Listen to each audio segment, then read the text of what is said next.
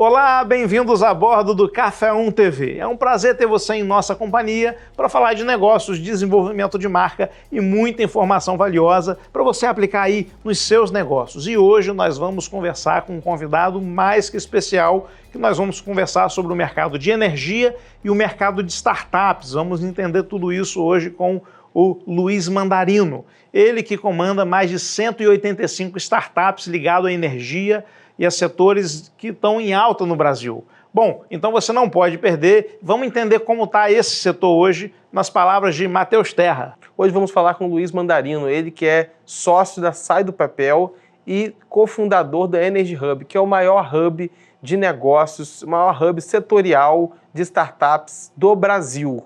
E um hub de energia junta justamente as grandes empresas que têm um problema com as startups que trazem as soluções. É um ambiente que busca conectar ideias, pessoas, negócios, o investidor ao empresário que precisa do capital. Isso que a gente vai falar com o Luiz Mandarino. Fique com a gente que o programa está top.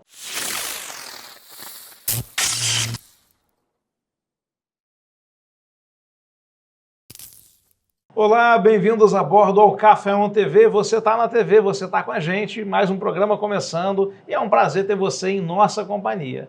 E você sabe que o Café 1 TV é um programa falando de negócios, de desenvolvimento de marca e muita informação relevante para você aplicar aí nos seus negócios. E a gente procura sempre trazer um convidado que tem algo de relevante para poder acrescentar, para enriquecer, principalmente com assuntos que são assuntos que estão nas altas do momento, as tendências. E a gente está começando o programa de hoje com a presença do nosso convidado, o Mandarino. É um prazer ter ele aqui na nossa companhia para poder falar de muitas coisas. Vamos falar de tecnologia, startup, o setor de energia, vamos falar um pouco de equity, porque o Mandarino ele é fundador de algumas empresas e toca alguns negócios, principalmente ligados à energia também. Eu queria dar as boas-vindas a ele hoje. Um prazer muito grande ter você aqui na nossa companhia. Eu tenho certeza que vai ser um programa muito enriquecedor, né, Matheus? Com certeza, prazer. Mandarino, obrigado aí por receber o nosso convite, estar aqui com a gente. É uma honra ter você aqui. O Mandarino, ele é sócio da Sai do Papel e é cofundador do Energy Hub, que é o maior hub de startups do Brasil. De energia do Brasil. De energia. A gente fala, né? Maior hub setorial. E como que você está? Você já não é assim tão novo quanto a gente, um pouquinho só mais velho, mas parece que você está muito empolgado, muito entusiasmado, como se fosse um jovem de 20 anos. Como que está a energia para o Energy Hub aí, com essas iniciativas todas, para o Rio de Janeiro como a capital do Brasil na área de inovação? Como que está esse entusiasmo? Não, legal, Matheus. Primeiro, um super prazer poder estar aqui falando, né, com um público tão qualificado também, de pessoas que têm interesse, né, de conhecer pautas, né, dentro dessa área. Matheus, obrigado, Rodrigo também.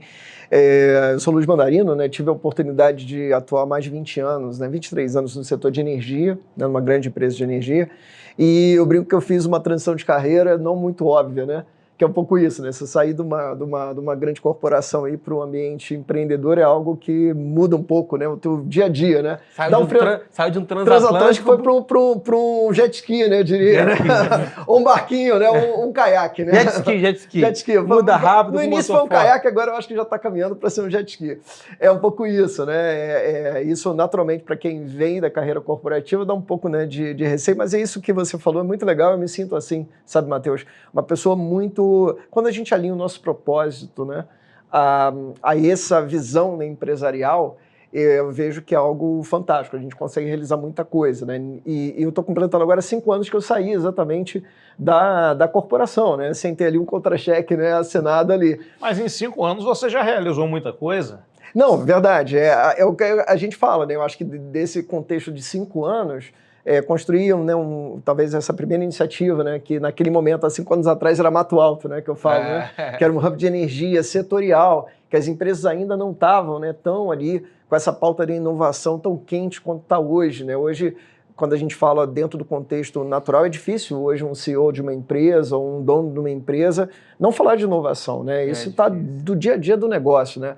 Há 5 anos atrás não estava tão forte assim. Não estava, principalmente no setor de energia, que eu vejo muito essa perspectiva, né, de que o setor ele tinha uma dificuldade de implementar os processos de inovação dentro das corporações. Muito porque o setor de energia, a gente chegou a falar um pouquinho antes aqui, é um setor que olha muito no longo prazo, são grandes muito investimentos, muito tradicional. Então, tinha muita dificuldade de conseguir implementar o que a gente chama de inovação aberta, você poder trabalhar em parcerias, trabalhar com... hoje, né, dentro do mercado de tecnologia, a gente fala muito de startups, são essas empresas que têm base tecnológica, que conseguem ter velocidade, ter pessoas que botam o seu propósito muito à frente, né, daquilo que ela acredita e, consequentemente, ela bota ali 3, 4, 5 anos da vida para construir um negócio que vai mudar o mundo, né? Essa é muito essa visão. Então, acho que isso, por si só, trouxe, né, uma grande possibilidade, né, hoje, para o Brasil, obviamente, né, dentro do panorama da energia hoje no mundo. O Brasil ele tem uma potência muito grande para ser realmente, como é no agro, o país da energia, né, do futuro é o Brasil, realmente. Esse eu acho que é um ponto, principalmente a energia renovável.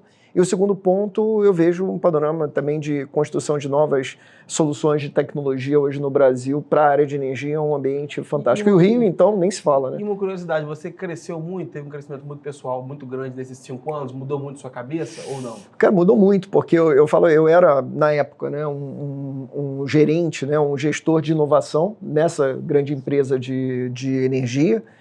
E eu falo que eu era muito empático, eu tinha muita empatia, eu era muito solidário às startups que naquela época a gente começou os programas, e isso em 2018, 2017, 2018. O pessoal vinha com Pires para você ajudar, isso. Agora você tem que ir com Pires agora. Exato, às vezes acontece um pouco isso, mas eu brinco, Matheus, que isso é legal, que assim, para uma grande empresa, você pensar, não, eu vou te pagar aqui em 90 dias. Isso acontece, né, no ambiente empresarial, você está lá e tal. Se você faz isso muitas vezes numa startup, você mata a startup, né? Porque o cara não tem fluxo de caixa para 90 dias, né? Para segurar uma grande empresa. Então eu falava assim, pô, eu era mega empático, falava, corria atrás, era um super padrinho muitas vezes dentro da corporação para conectar essa startup nos negócios, pela minha função na época de ser um gerente de inovação, voltado para o setor industrial na época. Mas o interessante é que eu não sabia exatamente aonde doía o calo, né?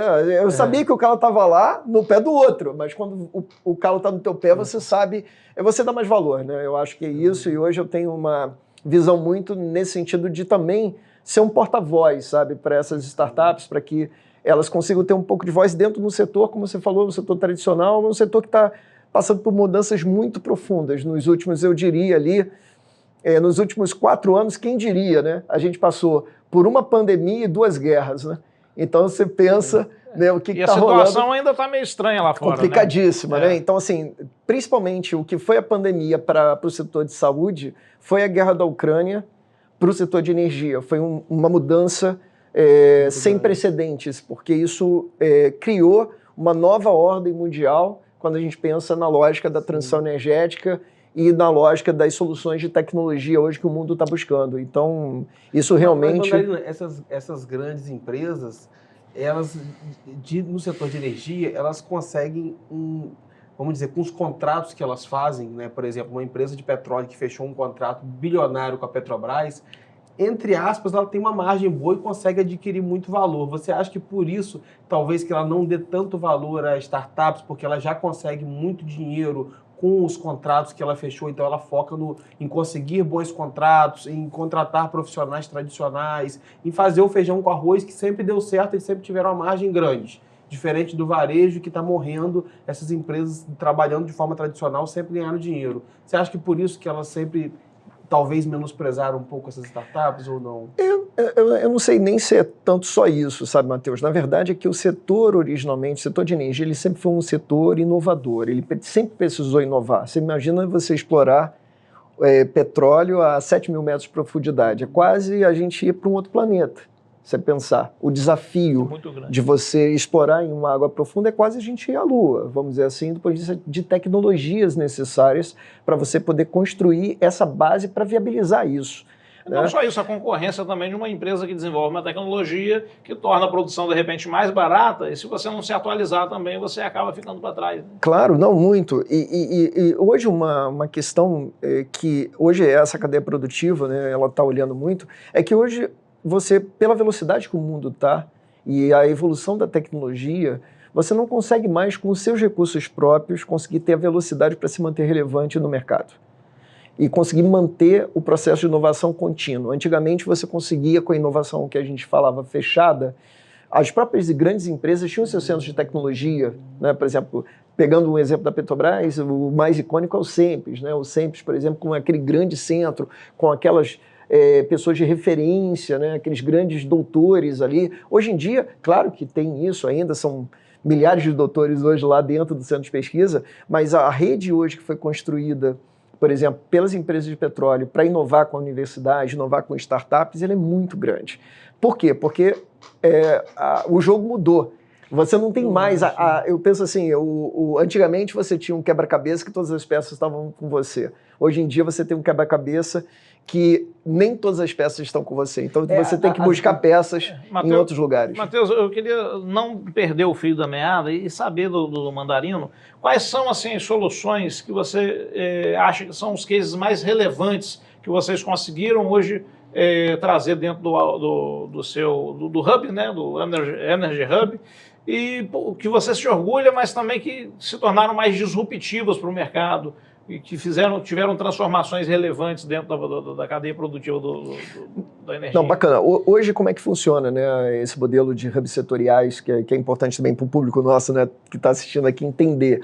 Normalmente você tem dois lados, né? Um lado que é o lado das empresas, dos mantenedores, são as empresas que têm os desafios, têm as demandas e têm os problemas para serem resolvidos, né, normalmente, e o lado de quem quer resolver os problemas. Então tem o lado de quem tem o problema e o lado de quem quer resolver o problema, né, vamos dizer assim. O Hub é esse grande conector, esse grande organizador dessas necessidades, basicamente, porque se você deixa isso, muitas vezes, né, sozinho, muitas vezes você acaba tendo essa dificuldade de você conseguir criar o elemento de conexão, né, muitas vezes. E o Hub ele serve muito como essa tomada universal, essa facilidade de você conectar uma empresa que tem um tipo de conectividade, né? Por exemplo, eu brinco muito, né? Muitas vezes a empresa é o padrão brasileiro, que só existe aqui, e as startups são 50 padrões diferentes. Cada país tem um padrão diferente de conexão. Como é que você conecta e liga esses dois mundos, né? É um pouco isso. E com casos emblemáticos, eu diria, hoje a gente tem 180 startups conectadas ao Hub, então tem muitas startups. Fala de novo, Luiz, para o pessoal entender a quantidade de startups que você tem lá hoje. Pessoal, quanto? 180. 180 startups, são 180 negócios e empresas com soluções diferentes que o Mandarino, ele administra, né? A gente organizou isso e a gente fala assim, porque você fala, pô, cuidar de 180 tartarugas, né? Eu brinco assim, não é fácil, São 180 complicado. potrinhos que querem virar unicórnios. Exatamente, e aí você imagina, né? O que a gente fez hoje para facilitar para as empresas, também as empresas do mercado poderem acessar essas startups, a gente dividiu essas 180 em 8 temas. Então fica mais fácil, é como se fossem 8 gavetas, que você organiza essas 180 startups em 8 gavetas, que respondem a 80% dos problemas que a empresa tem, das grandes empresas de energia. Então isso facilita para você identificar quais são as demandas que essas empresas têm e os desafios que vão. Dando um exemplo, Data Science, por exemplo, que é ciência de dados, você organizar os dados da tua empresa e predizer falhas, por exemplo. Big então, Data, nessa área, Big Data, por exemplo, essa é uma temática que tem dezenas de startups que trabalham isso e que ficam dentro desse grupo, né, que foi organizado. A parte de internet das coisas, a conectividade, então a IoT que a gente fala, né, que é uma tecnologia importante dentro hoje da cadeia industrial e principalmente com sensores, né, sensorização, dispositivos de conectividade, de você conseguir captar informações. Que vão justo para o Big Data que você falou. Por exemplo, muitas vezes é o precursor, né, é o início de tudo, é essa possibilidade dessa conectividade. Otimização de processos é outra grande disciplina que as empresas demandam. Segurança industrial é outra. Inteligência, aí entra nas tecnologias disruptivas. A gente tem um bloco que pega tecnologias disruptivas. Então pega IA, pega blockchain, pega manufatura aditiva, pega realidade aumentada, robótica, robotização. Digital twins, gêmeos digitais. Isso, por exemplo, gêmeo digital, digital twin também, que a gente fala que é como se eu replicasse, criasse um gêmeo, né, um irmão gêmeo do que você tem do equipamento físico no ambiente Você pega, por exemplo, digital. a plataforma, um navio, você pega um irmão gêmeo dele, em vez de você precisar de ir a campo para ver como que está esse navio, as manutenções que têm que ser feitas, Perfeito. você já fez com um drone lá, mapeou tudo e você criou um gêmeo, eu sou irmão gêmeo. Então é Que um irmão legal, gêmeo Deus. digital, né? Perfeito, é isso mesmo. E aí você consegue... Eu sou univitelino, tem que ser univitelino para você ver os mesmos problemas que tem. Exatamente. Mas, que aí você consegue, por exemplo, antecipar e reduzir muito custo, né? Porque se você fizer uma intervenção, por exemplo, no ambiente físico, isso pode causar perda de produção, você pode causar até um risco de acidente, por exemplo, dependendo do que você vai testar. Então, você ter a tecnologia ao teu favor, muitas vezes ela é muito positiva, né? E a gente fala, desculpa, Rodrigo, a gente fala muito isso, às vezes a gente está pegando ali empresários, né, que têm negócios em vários mercados, por exemplo, e aí fala assim, pô, mas a inovação é para mim, né? A gente às vezes fala muito de grande empresa, sim, é para você também, porque você pode inovar dentro da sua cadeia produtiva. Existe Tem muitas empresas que estão fazendo spin-off, né, dentro da própria empresa. Vários, pegando negócios digitais. Parte do negócio da empresa e transforma em outra empresa. Principalmente se você tem ali algo que tem um conteúdo de tecnologia, um conteúdo que tenha, né, a possibilidade de virar um sistema, por exemplo, que você possa vender. Uma empresa de varejo que tem a área de financeira, essa financeira vira um banco e sai. Está acontecendo muito isso. Uma construtora que tem um banco. Dando um exemplo para você, hoje tem uma empresa na área de energia, né, e aí talvez dentro daquele exemplo que você falou, acho que um exemplo interessante que demonstra um pouco essa mudança do mercado, que é uma empresa na área que é uma operadora, né? Não é uma operadora extratora, né, de petróleo, por exemplo, mas é uma grande empresa dentro da cadeia fornecedora de soluções, por exemplo, que ela fez exatamente uma spin-off de uma startup de ciência de dados. Então, por quê? Porque ela tinha essa disciplina muito necessária dentro da corporação, dentro da empresa, ela já fazia isso para os seus clientes, ela viu isso uma oportunidade, criou uma startup e agora está também fornecendo esse produto de data science, por exemplo, de ciência de dados, de construção de big data, de organização de informações para tomada de decisão, também para a cadeia como a do óleo e Amazon gás. fez, a AWS, a Amazon Web Service. Por ela exemplo. presta esse serviço, ela inicialmente era só para a empresa dela, criou um negócio dentro da empresa dela para servir a ela, mas depois virou um negócio para servir a outras empresas na parte de cloud, de nuvem, Perfeito. de big data. Ela foi quando a gente fala da AWS, foi a precursora, a inventora da nuvem, né? Se você pensar, foi dali que tudo surgiu, né? Hoje. Mas, o Mandarina, a gente agora vai para o intervalo e volta já, que eu tenho uma pergunta muito boa para fazer para você aí, estou ansioso.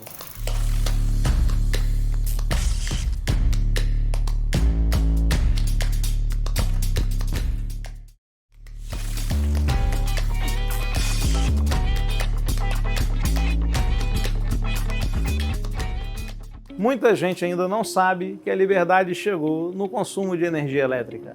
Até esse momento, a gente era refém por comprar energia elétrica apenas da concessionária, mas hoje isso mudou. Bem-vindos ao Mercado Livre de Energia, onde você pode comprar energia de quem você quiser. E eu estou aqui hoje para apresentar a você o Grupo Quanta. O Grupo Quanta produz energia limpa de fontes renováveis, como a solar, por exemplo, e coloca essa energia na rede para você poder usar no seu negócio, pagando até 30% menos do que você paga a sua concessionária. E o mais bacana é que o Grupo Quanta te oferece gratuitamente um selo verde e uma certificação internacional para você poder usar nos seus negócios. E se você ligar agora mesmo para ter acesso a todos esses benefícios, o seu custo de adesão será zero e você ainda recebe toda a assessoria da nossa equipe. Tá esperando o quê? Chame no WhatsApp e vem ser Quanta com a gente. Estamos de volta com o Café On TV, aqui com o Mandarino, que é sócio da Sai do Papel e cofundador do Energy Hub, o maior hub setorial de startups, não é isso, Mandarino? Sim. E o que eu queria tratar com você aqui, antes do Rodrigo entrar em outro assunto, é sobre, a gente estava falando sobre essa mudança de mentalidade, né? Antes, há 10, 20 anos atrás, as grandes empresas, elas trabalhavam muito de forma verticalizada, né? Ou seja, toda inovação, ciência, desenvolvimento de tecnologia, tentar fazer de dentro para fora, né? E hoje a gente está vendo elas buscarem outras empresas, a gente está vendo corporate VC, que são empresas que têm um venture capital dentro dela e investem em outras empresas para trazer soluções. Eu tenho visto também uma mudança de mentalidade de todas as empresas, por exemplo, na XP Investimentos, que eu fui assessor de investimentos da InvestSmart, sócio, e trabalhei muito com a XP lá, eles começaram a implementar as squads, não é isso? Que é o quê? É você, em vez a empresa resolver um problema, por exemplo, através de uma mesma equipe, você separa em várias equipes, como se fossem várias empresas dentro de uma, totalmente horizontalizada, e uma equipe vai tratar da percepção do cliente, outra equipe vai tratar só do design do produto, outra equipe vai tratar das reclamações, outra equipe do compliance, são squads, né, que ajudam juntas, cada uma resolve um problema diferente. O que você acha que se deu essa mudança nesse mercado? É uma pergunta muito mais de mentalidade, assim. Por que as empresas estão percebendo que é melhor uma estrutura horizontalizada? Até o CEO da Netflix, há um tempo atrás, eu vi, achei interessante, ele falou que os funcionários podem tirar quantos dias de férias quiser, pode trabalhar quantas horas quiser, pode trabalhar 1 hora no dia. Ele falou que o que importa é o resultado. Antigamente era quase impossível a gente ver um dono de empresa falar isso, né? Que o cara pode tirar quantos dias de férias quiser, desde que entregue resultado. O que se deu essa mudança de mentalidade assim tão grande? Eu acho assim, Matheus, essa tua pergunta tem talvez 2 focos, né? Um é o que a gente falou no bloco anterior, né? Falando muito da velocidade do mundo, né? O mundo ele acelerou muito com as perspectivas e as soluções digitais, né? Hoje a gente vive num mundo que a gente está 24 horas do dia conectado.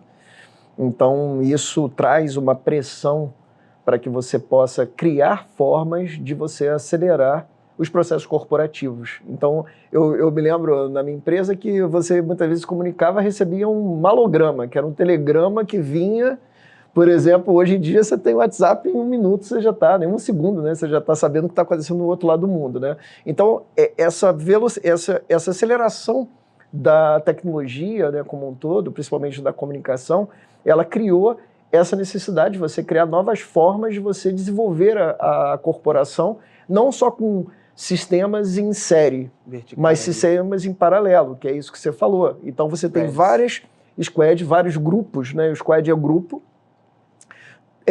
que eles conseguem resolver aquele problema dentro deles próprios. Né? Então eles têm mais autonomia para acelerar e construir. São vários jet skis dentro de um transatlântico. Exato. Em parte a forma de você fazer o transatlântico parecer um jet ski. É um pouco isso, entendi. Se você olhar pela lógica, né? Ele consegue de alguma forma se transformar em algo mais ágil, que a gente fala. São aqueles barquinhos que vai no navio grande e fica empurrando a cabeça do navio para o navio e exatamente. De alguma forma é um pouco ali da galera que acompanha, né, isso e faz isso, mas assim, e isso passa por uma revolução dentro da lógica e o ambiente de startups bebe muito esse conceito de mentalidade que você falou, que é um modelo que a gente fala basicamente são 3 grandes metodologias que se conjugam para exatamente acontecer isso. Uma delas é o design thinking, é o pensamento de você trazer o pensamento criativo e a forma criativa de entender bem o problema, para aí sim começar a construir uma solução. No passado era o contrário, você partia da solução para encontrar um problema. Então hoje essa foi a grande mudança de mentalidade dentro do panorama como um todo hoje. Então se você tem uma empresa que ainda pensa em solução e não em problema, você vai ter uma dificuldade aí. Né? No futuro, hoje você já não está tendo. Porque você vai ter, muitas vezes, um produto obsoleto, um produto com dificuldade de ser colocado no mercado, porque você não está entendendo o que o mercado quer, o que aquele seu cliente quer, qual o problema do seu cliente. Então, esse é o primeiro bloco. Design thinking. Design thinking. Pensar em como você consegue, aí tem metodologia e abordagens para você conseguir entender muito bem qual é o teu problema. Posso abrir um parênteses? Claro, por favor. Como que você faz para ter isso? Se de repente, às vezes, os desenvolvedores não são como você, já precedentes do mercado de energia. Como é que se identifica um problema de uma Petrobras, por exemplo, para resolver se ele não está vivendo aquela realidade, ele não vem dali? Perfeito. Isso é uma excelente pergunta, Rodrigo, porque essa talvez seja uma das maiores dificuldades hoje de você inovar no setor de energia, você não conhecer os problemas do setor de energia. E uma forma de você conseguir resolver isso é você lançar desafios. Então as empresas hoje estão tomando esse primeiro momento, não estão esperando que o profissional de dentro do setor enxergue esses desafios. Como você falou, eu já vim 20 anos na indústria, eu tinha um pouco dessa noção, onde que o bicho pega na indústria de petróleo, de energia, tá pegando aqui, tá pegando ali, esses são os principais itens para a gente construir aquela mandala que eu falei dos 8 grandes temas, tem muito tempo ali, né, de observação para falar, isso aqui é o que está ali no mainstream, né? Que todo mundo olha de problemas dentro do setor de energia. Então, isso é muito... E hoje as empresas tomaram essa consciência. Então, hoje as empresas estão lançando desafios recorrentes. Ela busca, né, de alguma forma, desenvolver programas de inovação aberta para exatamente se aproximar desse setor, para falar mais quais são os seus problemas, né? Então, a gente fala muito que a gente não foi ensinado a dizer problemas, é só coisa boa, né? Uhum. A gente nunca evita falar problemas, né? E hoje, no ambiente empreendedor, o que o empreendedor quer, o combustível do empreendedor é o problema. Porque a partir do problema ele tem oportunidades, a partir das oportunidades ele pode gerar resultados e pode gerar um negócio de grande proporção. É essa que é a grande lógica hoje que se tem. Então, Design Thinking. Design Thinking. O segundo é Lean, né, que a gente fala, é o Lean Startup. Lean Startup. Enxuto. Que é o quê? O modelo enxuto. Testar rápido, né? Esse modelo de... Mudar, né, pivotar mudar rápido, medir, né? Você tem que criar, né, um ciclo, né, que você consiga pensar numa medição, numa lógica de planejamento, seguir um pouco essa lógica do ciclo do PDCA que a gente fala, né, planejar, desenvolver, né, controlar e depois medir, né, então conseguir fazer esse tipo... rápido, aprender rápido, mudar a rota rápido. E conseguir fazer isso, você só faz de que forma? Sendo enxuto, sendo leve. Você não pode penduricar, botar um montão de coisa na tua solução no início. Demorar muito para começar a agir. Para começar a agir, começar a falar. Existe alguns preciso dessa ferramenta, preciso daquilo. Não, eu preciso de dinheiro para começar o meu negócio. Não. Esse muitas vezes não é o problema para você começar o teu negócio, não é dinheiro. Dinheiro, muitas vezes, é o problema posterior. O primeiro problema é ter o problema para poder resolver. Qual é realmente o problema? Você validou aquilo? Você sabe exatamente o que você quer construir? No momento que você sabe o que você quer construir, aí sim você começa a fazer. Pensa só, eu quero desenvolver um novo carro. Será que eu preciso ter todo o recurso, peças, material, para desenvolver o carro? Talvez não. Talvez eu tenha que testar primeiro um protótipo e começar a construir e fazer com que você evolua isso. O Elon Musk fala muito disso, do first principle. Ele volta aos primeiros princípios, ele decupa o carro, por exemplo, as pequenas peças, e aí ele vai nas pequenas peças e vê se ele pode melhorar alguma pecinha pequena. Foi assim que ele pegou um foguete que custaria, sei lá, 100 milhões de dólares para fazer, e ele conseguiu fazer com 3 milhões de dólares ou algo do tipo assim. Conseguiu uma coisa que ninguém, né, ninguém ia pensar, né? Foguete da ré, né, pessoal? Ele decupou. Imagina, foguete da ré, ninguém pensou em foguete da ré, o cara pensou nisso, né? Como é que você constrói? Então foi o Design Thinking. Design Thinking, o pensamento Lean, esse pensamento enxuto, de você fazer rápido e testar rápido. E o terceiro é a agilidade, é o ágil. É você implementar a lógica ágil, implementar os squads, implementar uma forma de você conseguir ser muito assertivo na execução, de conseguir entregar o que você observou de problema, que você validou o conceito e que você agora vai construir. Aí vai construir mesmo, né? E aí você quer construir rápido. As empresas falam que se você não for ágil, nesse meio tempo já surgiu uma outra forma melhor de se fazer. Então você está usando uma tecnologia, se demorou muito para implementar e fazer. Exato. Enquanto você está fazendo, já tem coisa melhor para ser feita. Por isso que a lógica enxuta, ela precede da agilidade, né? Da forma como você constrói. Porque a forma enxuta é a forma que você tem para iniciar esse processo da agilidade e isso se autoalimentar, porque esse processo é um processo que ele também volta de novo para o ciclo do design thinking. Então esse é um ciclo contínuo, é como se fosse um infinito, né? Que você vai rodando. Uma visão muito boa, cara. Fiquei muito satisfeito com a sua resposta, aprendi muito aqui. Legal. E de repente, eu fico pensando nisso, pensando o seguinte, se a gente soubesse de repente para onde que está tudo caminhando, você tem uma previsibilidade de repente de desenvolvimento de tecnologia, você consegue se antecipar um pouco mais. Então, assim, eu vejo que hoje uma das tendências, né? Eu queria saber outras tendências de você, que tem acontecido no mercado de energia global, seja qual setor for, é o que se tem se falado muito sobre transição energética. A transição energética, para deixar a matriz um pouco mais renovável, vamos colocar assim, é uma das tendências, né? E de repente, olhando para outras tendências, quem está sugerindo, propondo algumas soluções, pode pegar um caminho mais um pouco na direção do acerto. Eu queria que você falasse um pouco das outras tendências, né? Pode falar um pouco da transição energética, se você julgar relevante, mas eu queria saber para onde que está indo. Você tem 185 startups que elas estão apontando em alguma direção. Que direção é essa? Interessante. Se a gente hoje fosse separar, hoje existe um conceito que a gente chama dos 3Ds da energia, né? Que é o quê? Descarbonização, que fala muito com transição energética, um D de digitalização, então digitalização dos processos, de todo Mercado livre de energia, isso. E Mercado Livre, entra muita coisa ali. E o Mercado Livre, ele entra um pouco, né, na digitalização, porque você tem plataformas para fazer isso, mas ele entra muito intensamente no último D, que é descentralização. Que é você... Descarbonização, digitalização e descentralização. São 3Ds. Na verdade, hoje falam de 6Ds e tal, mas assim, para facilitar para o público aqui que está nos assistindo, cara, se você caminhar nesses 3Ds aí, você já está indo bem. Digitalização e descentralização. Por quê? O mercado de energia, antigamente, era aquilo que a gente falava, ele era praticamente unidirecional.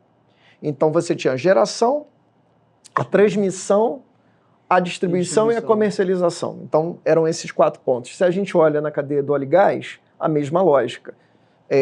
Perfuração, né, upstream, downstream, por exemplo. Então, perfuração, produção, distribuição e comercialização.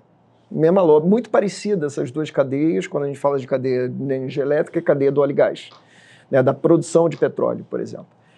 Hoje em dia, esse mercado está mega complexo, porque você hoje em dia não tem mais só esse fluxo, né, de você produzir, gerar energia lá longe, né, por exemplo, nas grandes centrais de produção, depois você transmite 3.000 quilômetros essa energia para os grandes centros de consumo.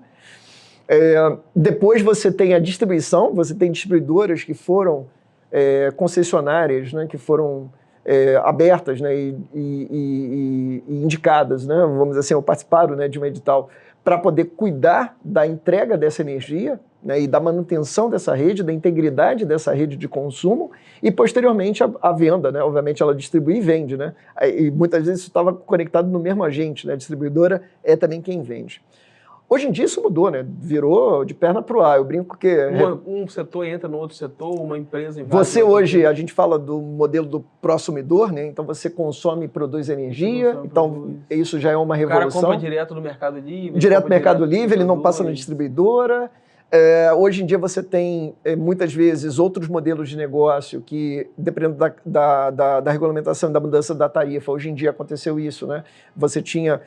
provavelmente várias classes, né, e alguns até empresários que estão nos assistindo tiveram essa oportunidade, dependendo do valor da sua conta, a partir de janeiro desse ano, tiveram a possibilidade de entrar no Mercado Livre, por exemplo, né, que antes não podia, né, por exemplo, para a sua classe de consumo, normalmente eram só grandes consumidores que podiam. É verdade. Ficou mais acessível. É muito mais acessível. A gente está falando de uma redução potencial na conta, no bolso desse, por exemplo, da padaria, do restaurante. A partir de R$3.000 por mês, a pessoa já consegue entrar no Mercado Livre hoje. Hoje 9 mil por mês. Hoje é essa questão, mas nos próximos 3 anos, de 3 a 4 anos, vai chegar até no nosso caso da gente, pessoa física residencial vai ter possibilidade de fazer. E você está enxergando, você está falando isso como uma opinião pessoal ou baseado Não, isso é lei. Isso já é regulamentado. Regulamentado. Isso já está lá um plano característico colocado. ANEEL.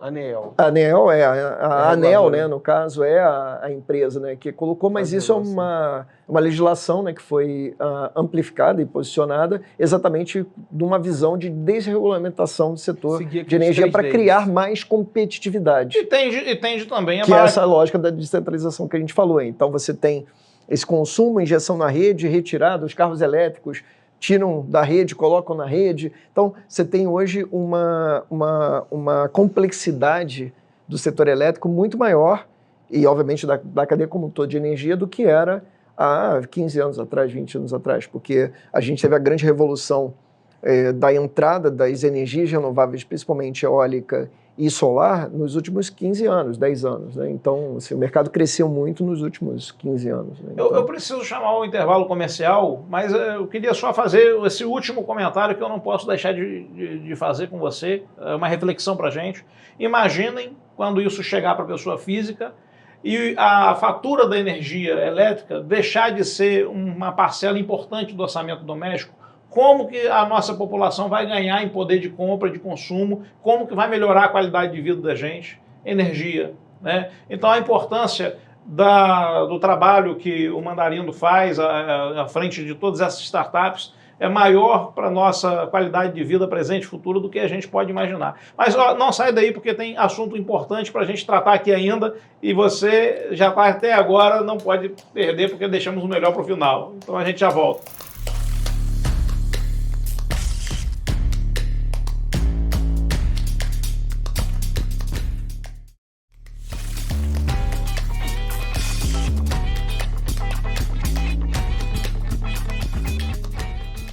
Hoje em dia, as empresas querem fazer negócios com parceiros que sejam sustentáveis, que tenham sua matriz energética certificada.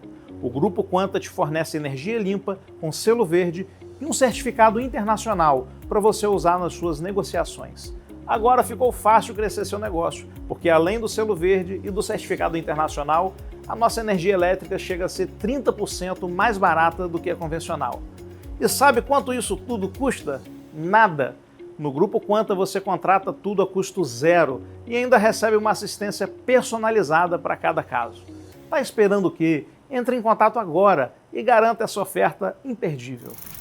Olá, bem-vindos de volta. Você está a bordo do Café On TV, o melhor programa de negócios para você se informar sobre tecnologia e desenvolvimento de marca e tudo que você precisa para poder aplicar nos seus negócios e ficar bem antenado sobre tudo que está acontecendo. E hoje a gente está falando de tecnologia, estamos falando de desenvolvimento startup, um assunto bacana até para você explorar na roda de amigos, empresários, entrevistas de emprego. Tudo isso você se informa aqui no Café On TV. Bom, e a gente está aqui com o Mandarino hoje, que ele é um expoente, vamos colocar assim, do mercado de startups e de energia do Brasil, né?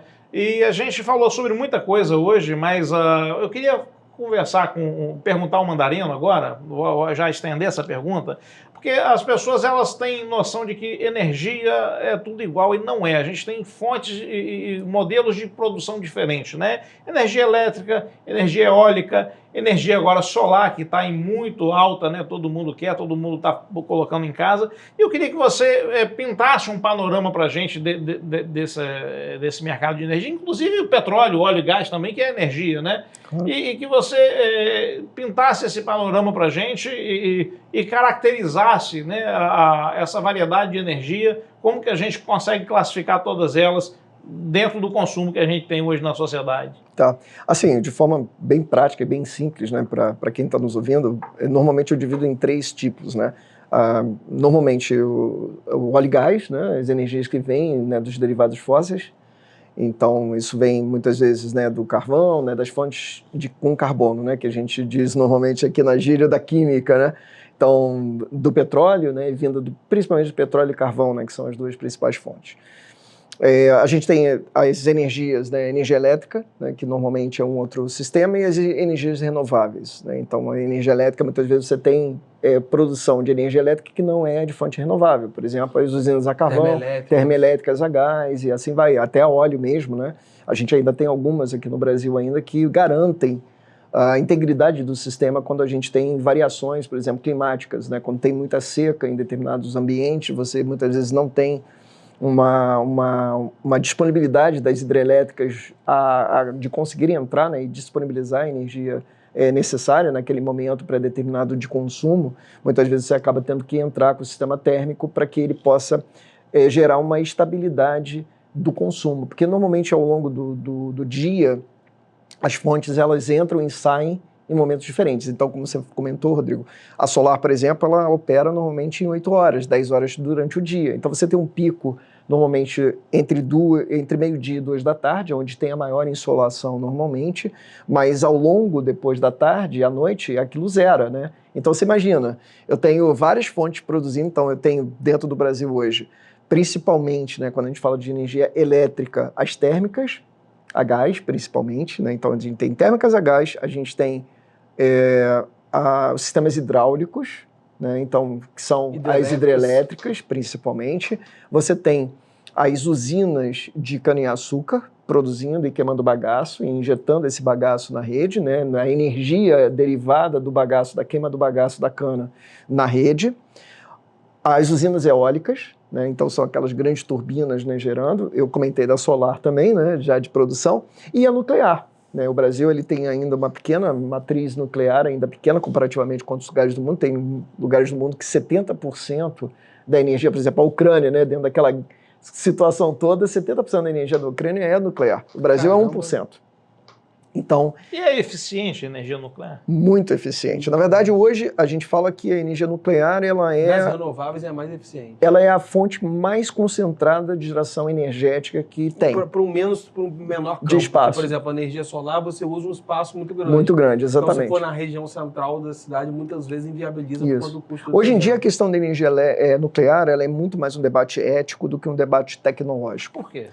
Por causa da questão hoje que a gente passou lá com 11 de setembro, né? Toda essa questão, né, que a gente teve hoje dos extremos, né, hoje no mundo, né, da questão ligada, por exemplo, a possibilidade de ataques terroristas, por exemplo. Então isso é uma questão muito crítica. Tem os problemas no Japão também. Isso, a questão dos vazamentos, né, obviamente, né? Então isso é algo também que, claro, traz ali uma criticidade no sentido da possibilidade de contaminação, mas hoje existe tecnologias muito mais contidas e que você consegue ter um nível de segurança altíssimo, né, de geração. Mas eu acho que hoje, na prática, o maior debate está na questão ética do uso da energia nuclear, que era o que foi a Guerra Fria na década de 80, da possibilidade de você usar isso para fins bélicos e de guerra. Porque o princípio é o mesmo, na verdade, né? Mesma lógica, você tem ali um reator que, de alguma forma, vai estar utilizando... Você pode enriquecer o urânio para o bem ou para o mal. Como, né, todas as tecnologias, né?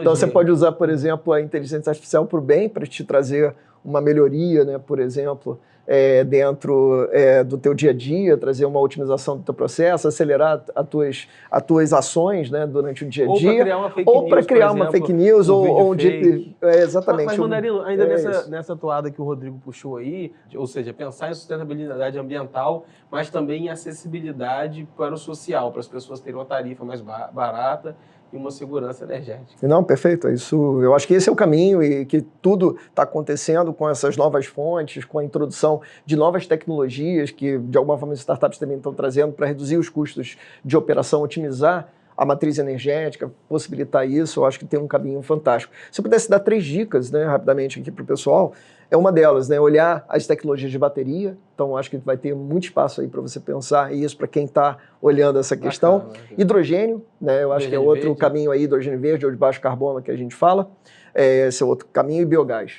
Se eu pudesse destacar para vocês esses 3 grandes vetores o ouro aí. No final, Rodrigo. No final agora, podia ter aberto o programa, mas isso daí, para você que ficou até o final, já sabe que você pega sempre a melhor informação. E às vezes a gente fecha com chave de ouro, como estamos fechando hoje. Eu queria agradecer muito a presença do Mandarino aqui. Uma agenda apertada, mas que a gente faz questão de de trazê-lo aqui, porque você está vendo que é só informação de primeira qualidade. Bom, eu queria agradecer também a companhia do Matheus e você que ficou até agora, porque você sabe que você está no Café 1 TV, acompanha as nossas redes sociais também, procura lá, @Café 1 TV, e toda semana um episódio inédito aqui no canal Marketing, e você está sempre bem informado. E um abraço e vem tomar um café com a gente.